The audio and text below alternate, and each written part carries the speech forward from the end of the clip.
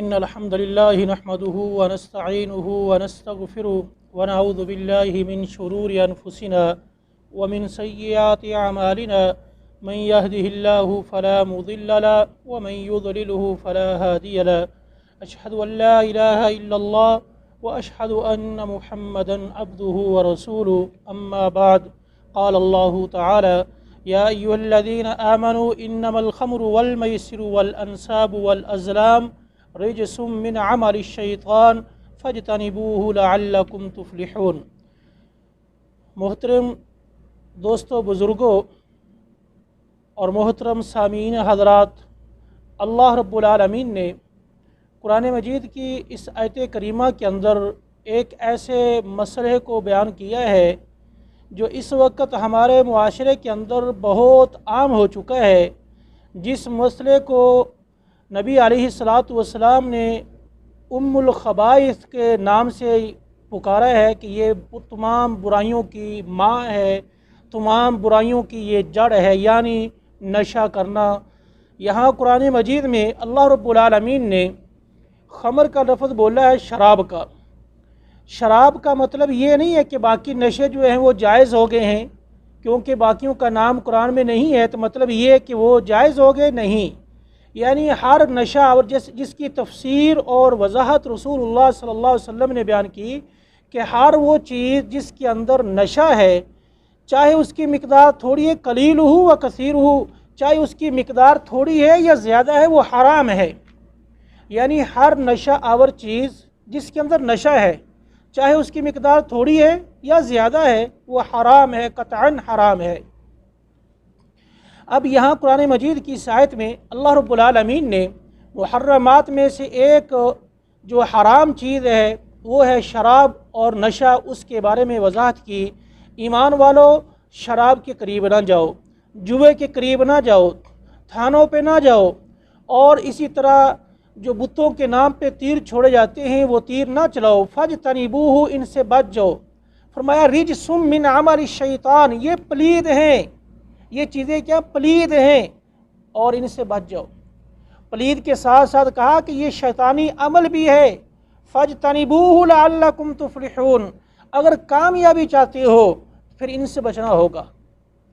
جو انسان یہ کام کرتا رہے اور کہے میں کامیاب ہو جاؤں گا، ایسا ممکن نہیں ہے، کیونکہ قرآن مجید کی اس کے آگے والی جو آیت ہے اس میں اللہ رب العالمین ارشاد یہ فرماتے ہیں کہ شیطان یہ چاہتا ہے کہ وہ شراب اور جوے کی وجہ سے تمہارے درمیان عداوت اور نفرتیں پیدا کر دے۔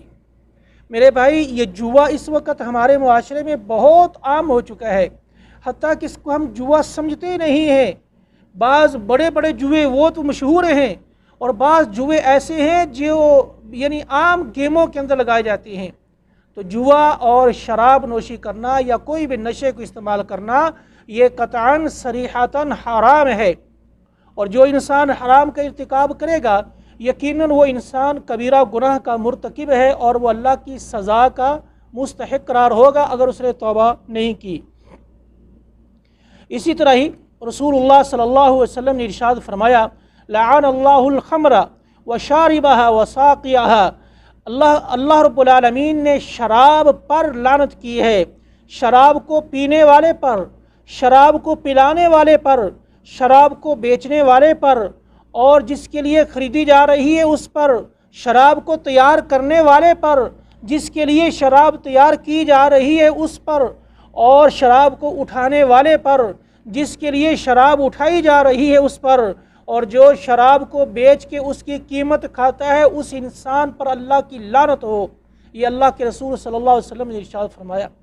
میرے بھائی، اس وقت آپ دیکھ لیجئے ہماری صورتحال کیا بن گئی ہے ہمارے معاشرے کے اندر، حتیٰ کہ ہمارے تعلیمی اداروں میں، اسکول ہوں، کالجز ہوں یا یونیورسٹی ہو، کوئی جگہ ایسی ہو جہاں انسان کو ایک مہذب انسان بننے کے درس دیا جاتا ہے، لیکن آج صورتحال یہ بن گئی ہے کہ ان جگہوں پہ نشے کا بیپار ہو رہا ہے، بچوں اور بچیوں کے درمیان نشے کو پھیلایا جا رہا ہے۔ یہ ہم کہاں چلے گئے ہیں میرے بھائی؟ یہ اس وقت بگاڑ انسانوں کے اندر پیدا ہوتا ہے جب انسان ایمان سے، اسلام سے دوری اختیار کر لے، جب انسان کے اندر ایمان ختم ہو جائے، پھر اس وقت انسان جو ہے وہ بے راہ روی کا شکار ہو جاتا ہے۔ انسان جو ہے وہ اپنی یعنی منمانی کرنے لگتا ہے جب انسان اسلام سے دور ہو جائے، جب انسان کے دل کے اندر اللہ کا ڈر ختم ہو جائے، اس وقت انسان جو ہے وہ دوسرے اور اللہ کے یعنی اللہ اور اللہ کے رسول کے نافرمانی کی طرف جاتا ہے۔ میرے بھائی، شراب یقیناً یہ منع ہے۔ حضرت عبداللہ ابن عمر بن عاص رضی اللہ تعالی عنہ بیان فرماتے ہیں، رسول اللہ صلی اللہ علیہ وسلم نے ارشاد فرمایا، لا یشرب الخمر رجل من امتی فیقبل اللہ منہ صلاۃ 40 یوما۔ سنن نسائی کی یہ روایت ہے، رسول اللہ صلی اللہ علیہ وسلم نے ارشاد فرمایا، میری امت میں جس انسان نے شراب پی، اللہ رب العالمین اس انسان کی 40 دن تک نماز قبول نہیں کرے گا۔ اب اس کا مطلب یہ نہیں ہے کہ وہ انسان 40 دن تک نماز نہیں پڑھے گا، بلکہ محدثین نے اس حدیث کی تفسیر یوں بیان کی ہے، کہتے ہیں کہ وہ 40 دن اگر نماز پڑھے گا تو نماز کے ثواب اس کو نہیں ملے گا۔ دیکھ لیجئے میرے بھائی، ایک دن شراب پینے سے کتنے بڑی اس کی سزا ہے۔ اور اسی طرح جو شراب پیتا ہے، شراب پی کے مر گیا اور انسان اس وقت انسان کا ایمان ختم ہو جاتا ہے۔ صحیح حدیث ہے بخاری مسلم کی، رسول اللہ صلی اللہ علیہ وسلم نے ارشاد فرمایا، جب ایک مومن شراب پیتا ہے تو اس کے اندر سے ایمان نکل جاتا ہے۔ اسی طرح جب چور چوری کرتا ہے، یا زانی زنا کرتا ہے، یا شراب پینے والا نشہ کرنے والا جب نشہ کرتا ہے، اس وقت اس کے اندر سے ایمان نکل جاتا ہے۔ سوچ لیں اگر اسی دوران موت واقع ہو گئی تو پھر کیا بنے گا، اور اس کی موت کس چیز پر ہوگی؟ کیونکہ نشہ جو ہے یہ یقیناً معاشرے کے اندر بگاڑ پیدا کرتا ہے۔ جو انسان نشے کو استعمال کرتا ہے تو نشے سے کئی ایک چیزیں معاشرے کے اندر آتی ہیں جو فتنے اور فساد کا سبب بنتی ہیں، کیونکہ جس نے نشہ کیا اس کو کوئی علم نہیں کہ وہ کیا کر رہا ہے، حتیٰ کہ اس کو اپنوں کی بھی تمیز نہیں ہوتی، وہ گالی دیتا ہے، معاشرے کے اندر بدتمیزی سے پیش آتا ہے اور لوگوں کی عزتوں کو اچھالتا ہے۔ پھر اس کے ساتھ ساتھ ایک اور بڑا مسئلہ ہے،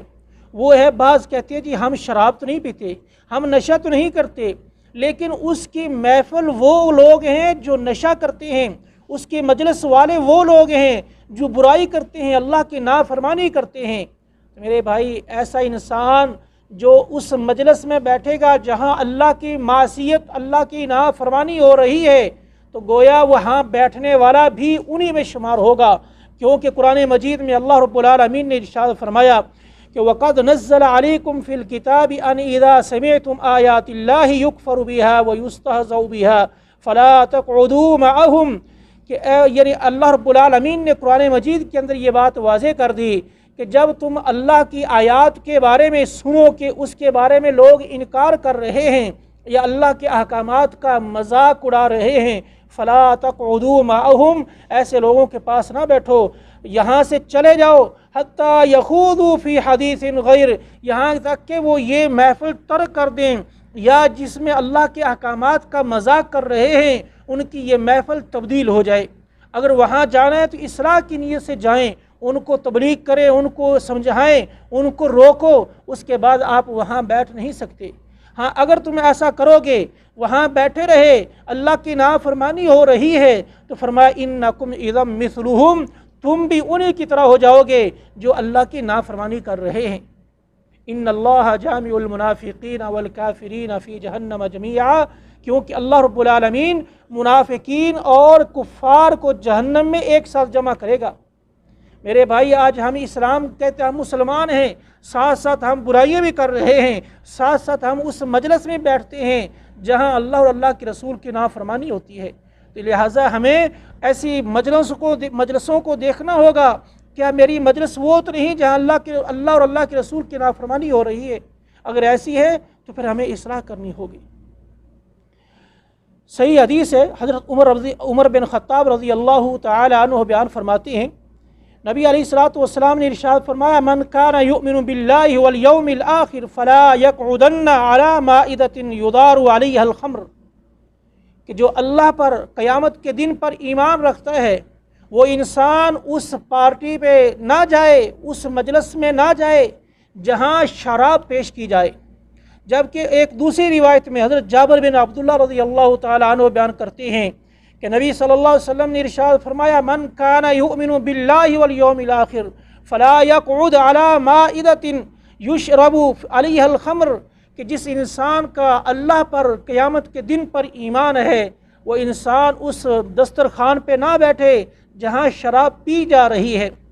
दोनों मुस्नद अहमद की रिवायतें हैं। दोनों हदीसों में, एक में ये कहा कि पहली हदीस में कि उस मजलिस में, उस महफिल में ना बैठे जहाँ शराब पेश की जाती है, दूसरी में फरमाया जहाँ शराब पी जाती है ऐसी मजलिस में, ऐसी दावत पे, ऐसी पार्टी पे कोई ना जाए। तो मेरे भाई आज हमें देखना होगा मेरे आमाल क्या हैं। क्या मैं अल्लाह का बागी तो नहीं, अल्लाह की नाफरमानी तो नहीं कर रहा? क्या मैं जुए का मुर्तकिब तो नहीं हो गया? क्योंकि जो इंसान जुआ खेलता है, जुए इंसान को और उसके घर वालों को, हत्ता कि उसके ख़ानदान को बर्बाद करके रख देता है। कितने ऐसे रईस ज़ादे हैं जिनके पास जद्दी पुश्ती जो रईस ज़ादे थे, लेकिन जब जुए जैसी लानत में पड़े वो कंगाल होकर बैठ गए।